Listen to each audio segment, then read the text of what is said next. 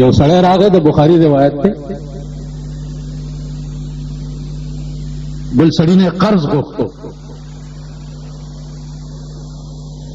هغه ورته دا ویل 100 روپۍ راکړه یا 50 راکړه یا 10 راکړه ورته وی پیسې خو دې راکړې خو څه ګواه زه یې ونه خورم چېرته هغه ورته ویل کفا بالله شهیدا د الله نه لوی ګواه بل څوک یو څه ضمانت وکیل بیا ورته هغه وی چې کفا بالله وکیلا د الله نه لوی وکیل بل څوک الله میں گوام دے او الله میں وکیلم دے خبر خلاص پیسې ورکړې سړی لاړو کله به راوړي لانه ورځ چې راله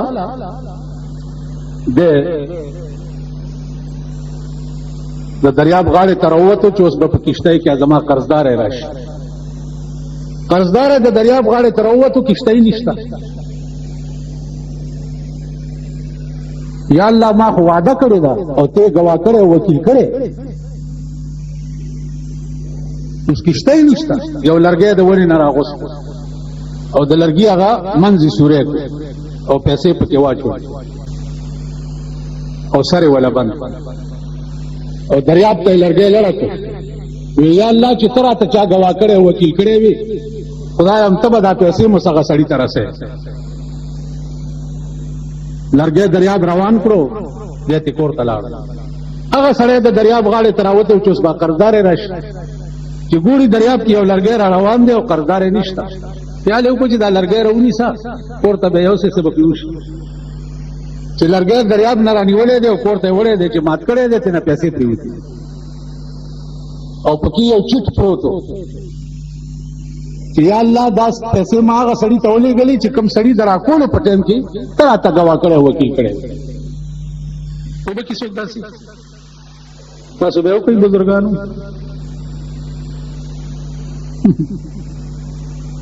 داسې مسلمان به پیدا کی په دې زمانه کې ایمان دې ته وایي دریابونه بستا امانت رسي د سليمان عليه السلام پیغام بلقیس بادشاہ ته د شهر سبا بادشاہ کې و چا رسول هدهد مارغه د سليمان خبر به بلقیس مارغه ته و مارغان به ستا چټي رسالي کوي دریابونه بستا امانت بل تر رسي یو بزرګ ته سره راغی ورته وی چې ماته داسې وظیفه وښایه چې زه د اوبو د پاسه ګرځم لکه په ځمکه چې سړی ګرځي چې زه د اوبو د پاسه ګرځم هغه ورته ویلي چې بس ټیک ده لاړ شه سمندر ته او د دریاب په غاړه چې ودرېږي نو زما نامه واله او دریاب ته ورټوپ کا ویل ډېره بیا لاړو د دریاب غاړې ته دریاب په غاړه ودرېدو چې ورټوپ یې کو څه وخت کې دریاب ته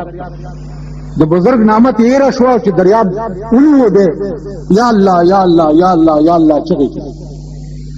خو چې یو څو ځله د خولې نه یا الله ووته دریاب ځمکه شو دی پې روان خپې وګرځېد واپس راغی بزرګ ورته ویل څنګه چلو ویل جي ما نه خو دریاب کې ستا نامه هېره شوه چې ګرداب ونیو ما نو الله الله مې د خولې نه ووت دغه وخت کې ستا زړه کې دا و چې ما به څوک بچ کړي زما زړه کې دا نه و چې بل څوک به مې بچ کړي سوا د الله نه وی د الله نه سوا د بل څوک په زړه کې دغه وخت کې و وی نه وی بچی دریاب د پاسه هماغه سړی ګرځېدی شي چې د چا زړه کې د الله نه سوا بل څوک نن زمونږ په زړه کې څه دي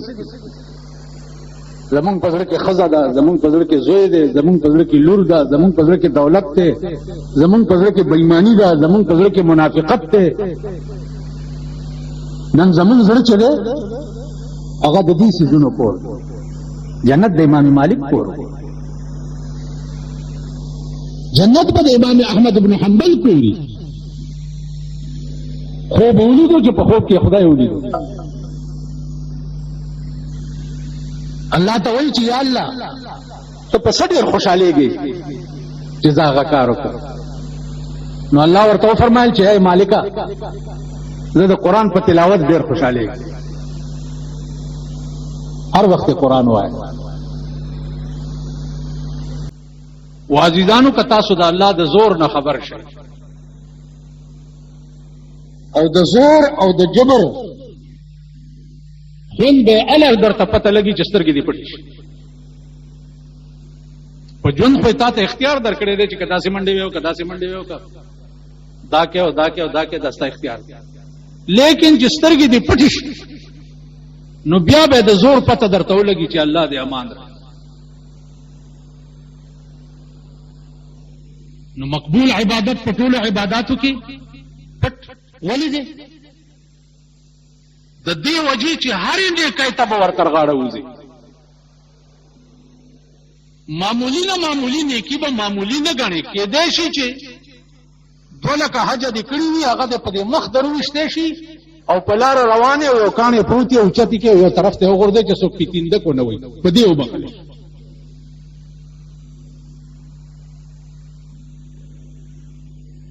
نو د غرور شی په تمام عباداتو کې هیڅ شی په دې ډېر خیال کوئ زما عزیزان پیغمبري عملی شکل کې دا شی بیا دنیا ته پیښ شوی عملی شکل یو دا چې ته معزز سمانا خو دولت ورسره پیسې او دولت ورسره هغه ته معززین وي او چې پیسې او دولت ورته نه وي نو هغه سره نیچ پیچ ورته وي نیچ پیچ نه خوار خوشي خلک دا مالدار خلک داسې وایي که نه وایي ټول وایي خدای هم خوار نه که خدای خبر په خبرو هم پوهېږئ که نه پوهېږئ زه په دې بیمار ځان درته دا ځان ستړی کوم والله که مې پته لګي چې پوهېږئ م او که نه پوه شوې پیسې ورسره یي دولت ورسره یي او معزز دی اگر که خر د زمانې وي زما عزیزانو قرآن نن خلکو ته ټوکې او لوبې ښکاري قرآن هم دا شی جوړ کړی دی چې مړی وشي ورسره هدیرې ته یوسئ او ملیان کې کیني او ځای به داسې تاوی راته وایي د فرضو د واجبو د سنتو د مستحبو د منظوراتو بلکې جمیع حقوق چې د باري تعالی لازم شوي وو په ذمه د دې حاضر متوفا باندې د حینه تر بلوغ او د وخته تر مرګه پورې خایګي د شانه د مسلمان سره چې اکثر به ادا کړي اوس امر دې ملا ته ښه معلوم چې خرانی مړي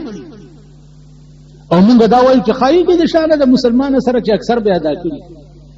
او بعضی به ورځنی فوت شي نو پس په فدیه د هغه مافاته کې دا کلام الله سره د جمی مالیته د پندو کې چې په پروت دي پیسو سره د جمی مالیته چې غبن فاحشه او متاع قلیله ده په هیله د اسقاط سره متاع ته در بخله ابل وای ما قبول کړي متاع ته در بخله ما ایو لچ په کې ور بخله هغه پندو کې اوچت کو منډه چې منډه کړي ټول ورپسې منډه ویلې وایي تاسو به تر وبخلو کړه او زما خو خلک بلته بخمو کنه بخم ول دا خو هیله کو کنه بي اختیار دا خو هیله ده هیله معنا پیژنې خدای له دوکا ورته انټرنیشنل ارانی مری او 100 روپے اسقاط پروتي او په دې هیله کوي په دې 100 روپے دا په ارانی پټي موږ تاسو له دوکا نه کوي یو کنه نن ټول ژوند زمون فراډ او دوکا ټول مړم دوکا دا وادم دوکا دا یو نکاح مې وتړل نو روټای وپکې تر ما خو روټای خوړه نه او 90 روپے غسړی رويستي دا جنای پلان وی دي لکه گزاره به کوي غریبي غوندې دا نو مال په دغه لورو شرمېږي چې دا اوس ته وعده کړه خدای هلاک کړه خونچې روټای دې په ور کړې او چې ما درته حرامه حلال کړه نو ما ته 100 روپے روي مال 10 روپے د زم لور کړه چې لک تکړه شو ورته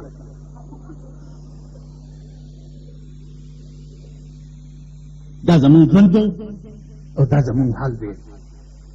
نو په دې زندګو به عزیزانو جنت نه ملایي. یو سړی دی یا ښځه ده او ټول عمر هیڅ نیک عمل نه دی کړی،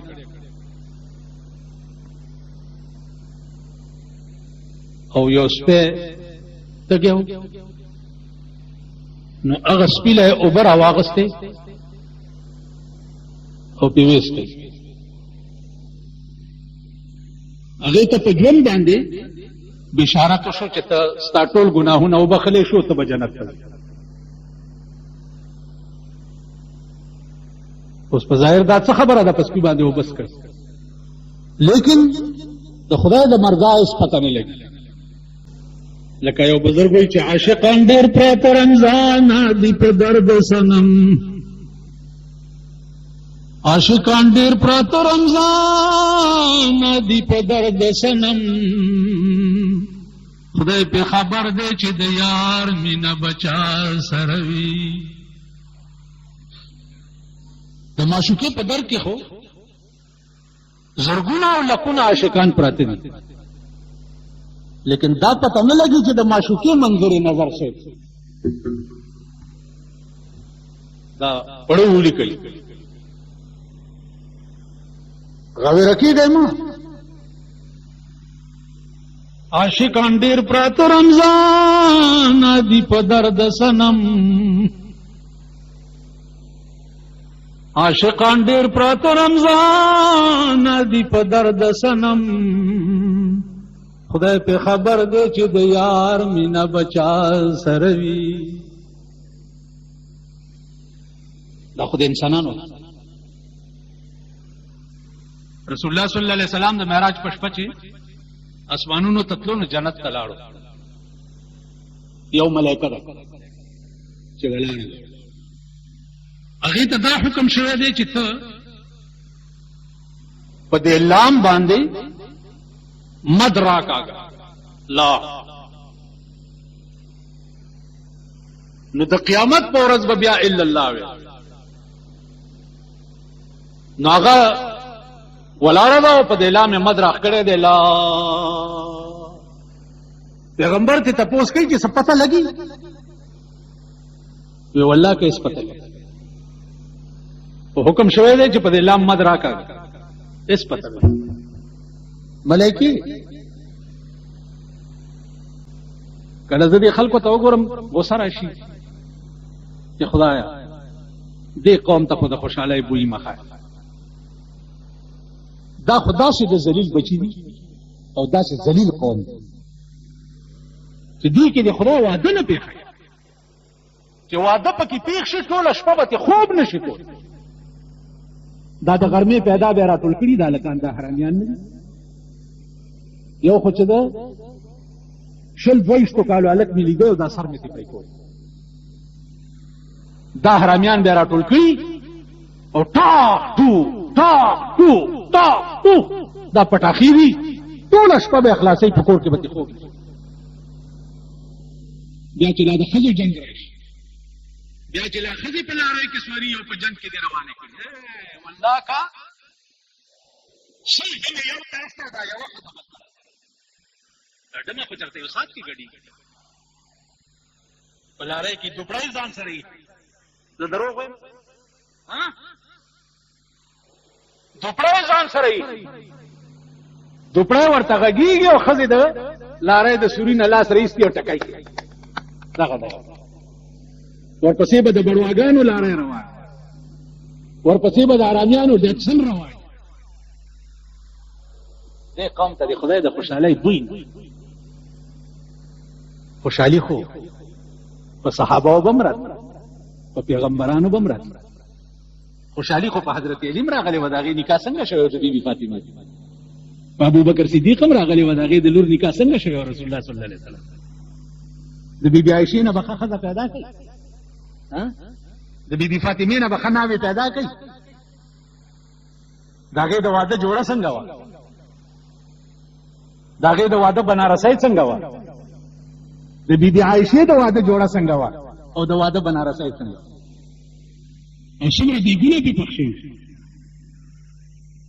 ګل صاحب دي دیګونه دي تنبوان دي